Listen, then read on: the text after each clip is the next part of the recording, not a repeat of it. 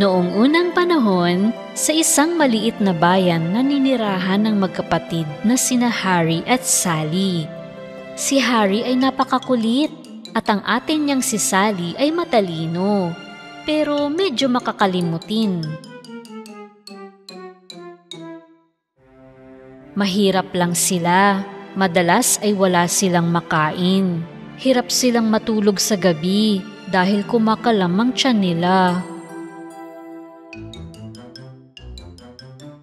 Isang araw, nagugutom si Sally, parang kumukulo ang tiyan niya. Ilang araw na tayong hindi kumakain. Gutom na ako. Para makalimutan niya ang gutom, umalis ng bahay si Sally at namasyal sa parke. Nagbaon siya ng tubig. Pagkaraan ng ilang sandaling paglalakad, ay gusto na niyang uminom ng tubig at magpahinga. Ngunit sa sandaling iyon, isang matandang babae na marumi ang damit ang bumungad sa kanya. Dahan-dahang lumapit ang babae kay Sally. Iha, painom naman ng tubig. Ilang araw na akong hindi nakakainom ng tubig. Uhaw na uhaw ako. Heto po pwede kang uminom hanggat gusto mo. Uminom ang matanda. At sa isang iglap, naging isang magandang batang diwata. Diwata! Gusto kong magpasalamat sa iyong tulong, magandang dalaga. Humiling ka. Kami ng kapatid ko ay ilang araw nang hindi kumakain. Sige, pag uwi mo ay tingnan mo ang mesa. Doon ay makikita mo ang isang mahiwagang mangkok. Mahiwagang mangkok? Oo, kapag sinabi mong magluto mangkok, mainit at masarap, ipagluluto ka nito ng matamis na lugaw. Kapag sinabi mong huminto mangkok, busog na po, hihinto ito sa pagluluto. Ngayon, hindi na kayo magugutom ng kapatid mo. Maraming salamat, magandang diwata. Teka, sandali. Huwag mong kakalimutan ang sasabihin sa mahiwagang mangkok ha. Tumakbo si Sally pauwi. At tulad nga ng sinabi ng diwata, may isang mangkok sa mesa. Ate, saan galing ang gintong mangkok na to? Hindi lang ito ginto, Harry. Ito ay isang mahiwagang mangkok. Okay, may magic bowl ka nga. Wala naman laman. Manahimik ka at manood. Magluto mangkok, mainit at masarap. Tapos ay biglang uminit ang mangkok at nagsimulang magluto ng matamis na lugaw. Pero, paano ito nangyayari? May magic nga ang mangkok. E di hindi na tayo magugutom? Hindi lang 1 o 2 beses kumain sina Harry at Sally, kundi 10 beses. At nang sa wakas ay busog na sila, sinabi ni Sally ang mga salita na pipigil sa mangkok na magluto pa. Sa wakas ay nabusog din. Ang sarap ng lugaw, no? Kaya kong kainin itong matamis na lugaw araw-araw. Simula noon, ang pagkain nila ay matamis na lugaw at hindi sila nagsasawa. Hindi ka maniniwala kung paano tayo nabigyan ng mahiwagang mangkok na ito. Isang araw bago lumabas si Sally, gusto niyang sabihin kay Harry kung paano pipigilan ng mangkok sa pagluluto. Harry, may sasabihin ako sa iyo na mahalaga. Halika! Hindi pinansin ni Harry ang tawag ng kapatid, kaya pinuntahan siya ni Sally. Ngunit sa sandaling iyon, nakalimutan niya ang sasabihin dahil madalas siyang makakalimutin. Bakit Ate Sally? Bakit ka nakatayo lang dyan? Natutulog pa ako, hindi mo ba nakikita? May sasabihin sana akong napakahalaga, pero... Nakalimutan mo? Ay, tatak Sally, ang kapatid kong may memorya ng isda.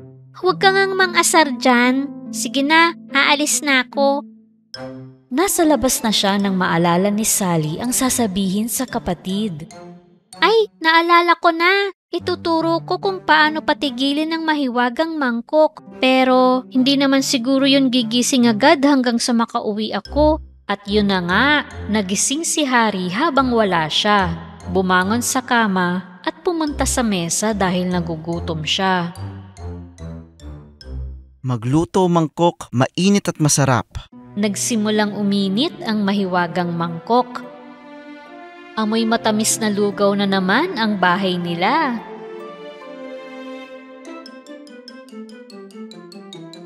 Matapos kumain, nais na niyang pigilan ang mahiwagang mangkok sa pagluluto. Ang dami kong nakain. Sa tingin ko sapat na yun sa almusal. Hinto, mangkok. Huwag na magluto. Ngunit hindi tumigil ang mahiwagang mangkok dahil hindi tama ang sinabi niya. Sabi ko, tigil, mangkok, lugaw, hokus-pokus, hinto. Hindi pa rin tumigil ang mahiwagang mangkok. Ano to? Ano nang gagawin ko? Ayaw tumigil ng mangkok. Tama na, ayoko na. Kahit anong sabihin ni Harry, patuloy ang mangkok sa pagluluto ng matamis na lugaw. Pag-uwi ni Sally, halos puno na ng lugaw ang bahay nila. Hindi pa siguro nagigising ang kapatid ko, kaya ipagluluto ko siya ng masarap na lugaw. Ah, ano na ito? Hindi mabuksan ni Sally ang pinto ng bahay, kaya tumingin siya sa bintana. At ano ang nakita niya? Puno ng malagkit na lugaw ang buong bahay dahil hindi napigilan ni Harry ang pagluluto ng mangkok. Oh, grabe na ito! Harry! Ayun ate, tulungan mo ako. Nasira na ang mangkok. Huminto, mangkok! Busog na po! Sa sinambit ni Sally, sa wakas ay tumigil ang mangkok sa pagluluto. Kaya naligtas si Harry mula sa kumukulong lugaw. Salamat ate. Anong gagawin natin ngayon sa sangkaterbang lugaw na to? Ang bahay natin ay naging lugawan. Nagkaroon ng magandang ideya si Sally. Agad niyang tinawag ang mahihirap na kapitbahay nila. Natuwa sila sa paanyaya ni Sally at pumila sa labas ng bahay ni Sally. Habang sinasandok ni Harry ang lugaw, inaabot naman ito ni Sally sa kanilang mahihirap na kapitbahay. Maraming salamat sa inyo. Naibsan ang gutom namin. Ang sarap! Tuwang-tuwa sina Harry at Sally na nakatulong sila sa mahihirap na katulad nila. Masarap ito sa pakiramdam. Maya-maya, isang matanda at mukhang mahirap na lalaki ang lumapit sa kanila. Totoo nga. Ang mahiwagang mangkok. Ilang araw na ako naghanap ng pagkain para sa aking asawa at mga anak. Wala na akong lakas. Pwede ko bang hingiin ng mahiwagang mangkok para sa aking asawa at mga anak? Anong gagawin natin, Ate Sally, kung ibibigay natin ang mangkok? Pareho tayo magugutom. Huwag kang mag-isip ng ganyan. Nagugutom ang mga anak niya. Hindi dapat nagugutom ang mga bata. Kunin mo po ang mangkok at iuwi sa pamilya mo. Sa sandaling iyon, ang lalaki ay naging isang magandang diwata. Oh, ikaw! Ikaw ang diwata na mabait sa akin. Napasaya niyo talaga ako, Harry at Sally. Pinakain niyo ang mahihirap sa bayan at tinulungan niyo ang taong nagugutom ang mga anak. Bilang gantimpala, sa inyo na ang mahiwagang mangkok magpakailanman. Nararapat lang na sa inyo yan. Talaga? Yay! Araw-araw mula noon, patuloy na namimigay ng lugaw sina Harry at Sally sa mga mahihirap sa bayan. Ang kanilang mapagbigay na puso ay naging kasing tamis ng lugaw na kanilang binabahagi habang nakakakita sila ng masasayang bata at matatanda na puno ang sikmura, namuhay silang masaya at matiwasay. Sa isang malayong lupain, may isang halimaw na nakatira sa gitna ng disyerto. Ang tanging kinakain nito ay lupa, sariwang halaman at mga punla. Sa di kalayuan sa disyerto, may isang kaharian na hindi pa nito natutuklasan at hindi pa nakakain nito ang lupa dito. Ang hari at reyna ng kahariang ito ay hindi magkaanak. At labis silang nalulungkot dahil dito. Isang gabi, hindi makatulog ang reyna, kaya palihim siyang lumabas ng palasyo. Namasyal siya sa disyerto. Bagamat napansin siya ng halimaw ng disyerto, hindi siya nilapitan nito at hindi rin sinaktan dahil ang tanging gusto nito ay kumain ng halaman at sariwang lupa lamang. Sa sandaling iyon, isang bituin ang nahulog at nag-iwan ng berdeng bakas sa langit. Nang makita ang bulalakaw, agad na humiling ang reyna. Sana magkaroon ako ng anak na babae. Yayakapin at palalakihin ko siya ng may pagmamahal. Sa sandaling iyon, isang diwata ng bituin ang lumitaw sa harap ng reyna. Oh, ikaw ay isang diwata. Hindi ako makapaniwala sa nakikita ko. Oo, mahal na reyna. Narinig ko ang hiling mo, kaya narito ako sa iyong harapan. Kung gusto mong magkaroon ng anak, maglakad ka sa disyertong ito ng 7 araw at gabi at masosorpresa ka sa hiwaga ng mga bituin. At naglakad-lakad nga ang reyna sa disyerto sa loob ng 7 araw at gabi, umaasa sa sinabi ng diwata ng bituin. Sa kabilang banda, inakala ng hari na iniwan siya ng reyna dahil hindi pa ito bumabalik ng ilang araw at siya ay nagdadalamhati. Sa 7 araw ng reyna sa disyerto, mawawala na sana siya ng pag-asa nang may marinig siyang pumapalahaw. Hinanap ng reyna kung saan nanggagaling ang pag-iyak at nakita niya ang isang umiiyak na sanggol sa buhangin. Agad niya itong kinarga at inuwi sa palasyo. Tuwang-tuwa ang hari nang makita niyang ligtas ang reyna sa nagdaang mga araw. Ang marikit na sanggol na karga ng reyna ay nagpadagdag pa sa kanyang kaligayahan. Tinawag nila ang sanggol na prinsesa ng lupa. Lumipas ang mga taon, lumaki ang prinsesa at naging napakagandang dalaga. Mula sa pagkabata, paborito niya ang maglaro ng buhangin. Kapag gumuhit siya ng paru-paro sa buhangin, nagiging totoong paru-paro ito at lilipad sa paligid niya.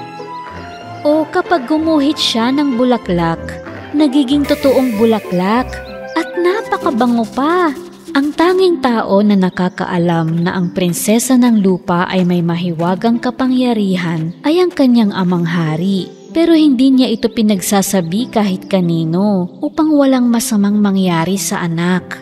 Isang araw, noong ang mga tao ay nagtatanim ng mga punla na hagip ng ilong ng halimaw ng disyerto, ang pamilyar na amoy. Di nagtagal ay napagtanto niya na ito ay amoy ng sariwang lupa. Nang maisip niya ang masasarap na halaman at mga punla na kanyang makakain, hindi na nakapagpigil at mabilis na tinungo ang direksyon ng amoy. Samantala, napansin ng mga tao sa kaharian na ang lupa ay nagsimulang yumanig. Anong nangyayari? Lumilindol ba talaga? Ano to? Katakot! Kakaiba itong nangyayari! Sa naramdamang pagyanig ng lupa, tumakbo ang hari at reyna palabas ng balkonahe ng palasyo at natanaw nila sa disyerto ang halimaw na gumagapang sa ilalim ng lupa patungo sa kaharian. Ano yun? Akala ko alamat lang yun. Naku, masama ito. Naging totoo ang alamat. Agad na inutusan ng hari ang kanyang mga kawal na pigilan ng halimaw ng disyerto. Pumwesto ang mga kawal sa pintuan ng kaharian. Ngunit napakalaki at nakakatakot ang halimaw ng disyerto na marami sa mga sundalo ang nag-alangan na matatalo nila ito. Pagdating ng halimaw sa kaharian, nilapitan nito ang mga kawal at isa-isang hinagi sa disyerto. Tulong! Saklolo! Naku, ang mga kawal ko, ang kaharian. Nang makita ito ng mga tao, huminto sila sa pagsasaka ng lupa at tumakas upang iligtas ang kanilang mga buhay. Nagpatuloy sa pagkain ng halimaw, bawat punla, bawat sariwang halaman na nakita nito. Habang ang mga tao ay nagkakagulo sa takot at hindi alam kung ano ang gagawin, buong lakas na lumabas ang hari sa kanyang palasyo. Sinundan siya ng prinsesa. Prinsesa ko, maganda kong anak. Doon ka na sa palasyo kasama ng iyong ina. Ayokong masaktan ka ng halimaw. Hindi po, Ama. Alam kong matatalo ko siya. May niligtas ko ang ating kaharian, ang ating lupain. Hindi gusto ng hari ang kanyang nag-iisang anak ang prinsesa ng lupa na harapin ang halimaw ng disyerto. Kaya't iniwan niya siya, kinuha ang espada at sumugod patungo sa halimaw na kumakain ng matabang lupa. Sinubukan niyang pigilan ito, ngunit nabigo siya. Nang makitang susunggaban ng halimaw ang hari upang itapon sa disyerto, hindi nakatiis ang prinsesa ng lupa. Gumuhit siya ng kalasag sa buhangin at naging totoong kalasag ito. Pinrotektahan ng prinsesa ang sarili gamit ang kalasag na iyon at tumakbo patungo sa halimaw. Kahit na binabato ng halimaw ng buhangin ang prinsesa, sumusugod pa rin siya. Yumuko ang prinsesa ng lupa at gumuhit ng malaking balde sa buhangin. Naging totoong balde ito dahil sa kanyang mahiwagang kapangyarihan. Dinampot ng prinsesa ang balde at hinagis ito sa halimaw. Sumuksok ang balde sa ulo ng halimaw at hindi na matanggal. Walang makitang kahit ano ang halimaw at hindi na nito makakain ang mga pananim sa lupa. Di nag-aksaya ng panahon ng prinsesa. Inipon niya ang lahat ng lakas at lumikha ng isang buhawi upang higupin nito ang halimaw at tangayin palayo sa kaharian. Napakalaki at napakalakas ng buhawing ito na nilamon nito ang halimaw sa isang iglap at dinala malayo sa kaharian. Ang mga taong nakasaksi sa pangyayari ay parehong labis na namangha at nasiyahan. Napagod ang prinsesa sa kapangyarihan na ginamit niya. Agad na tumakbo ang hari papunta sa kanya at niyakap siya. Niligtas mo ang aming buhay, ang ating lupain, ang ating kaharian. Mabuhay ang prinsesa ng lupa! Mabuhay ang mahal na prinsesa! Mula sa araw na iyon, matapang na pinrotektahan ng prinsesa ng lupa ang lahat ng lupain sa kaharian, magpakailanman. Dahil kung walang lupa, walang buhay. At higit na mas alam ito ng prinsesa ng lupa.